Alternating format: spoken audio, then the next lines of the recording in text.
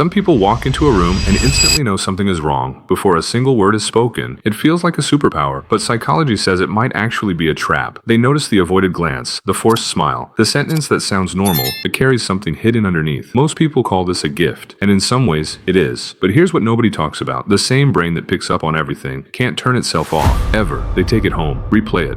One small silence becomes an entire universe of thoughts at 2 a.m. That's not a superpower, that's exhausting. Where does this come from?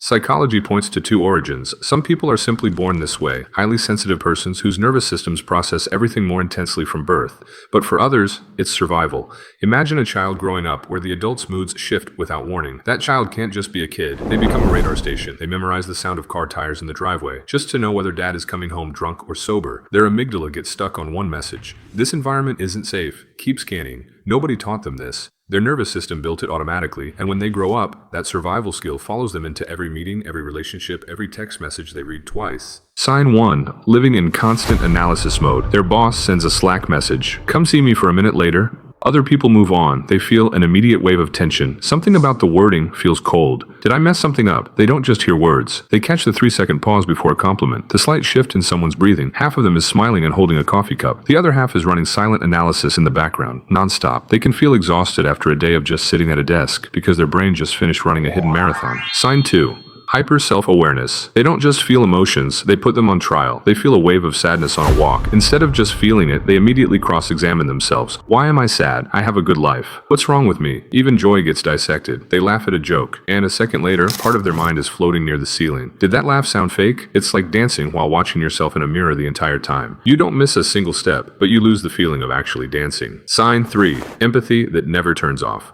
For most people, empathy is something you choose to activate. For them, it's always on. Someone on the bus taps their foot nervously, and their own heartbeat picks up. A friend talks about a divorce, and 3 days later that pain is still sitting in their chest. They become the emotional regulator for everyone around them. People feel deeply understood near them, but the price is enormous. They become a container for other people's emotional weight, and at the end of the day, very few people stop to ask if they are okay. Sign 4. Awareness that lives in the body. They drink a coffee. Heart beats a little faster from caffeine. For most people, that's just alertness. For their nervous system, the brain immediately flags it. Fast heartbeat equals danger. Normal physical sensations become emergency signals, and a brutal loop starts. Sensation to brain reads danger to cortisol releases to stronger sensations to repeat. Their body becomes a constant stream of alerts, restless and uneasy, even when nothing is actually wrong. Sign 5. The need to control everything.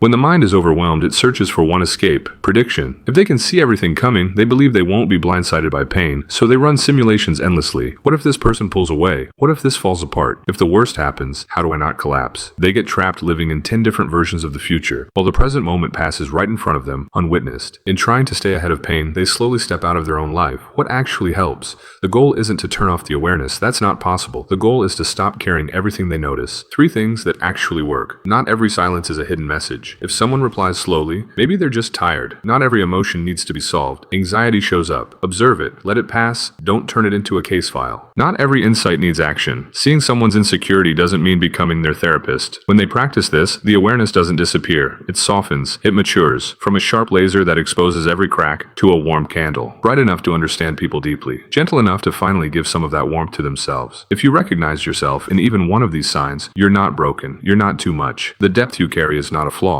It just needs your own understanding. If this felt familiar, share it with someone who might need to hear it today. And subscribe, because every week we break down the psychology behind the people who feel everything a little deeper than the rest of the world.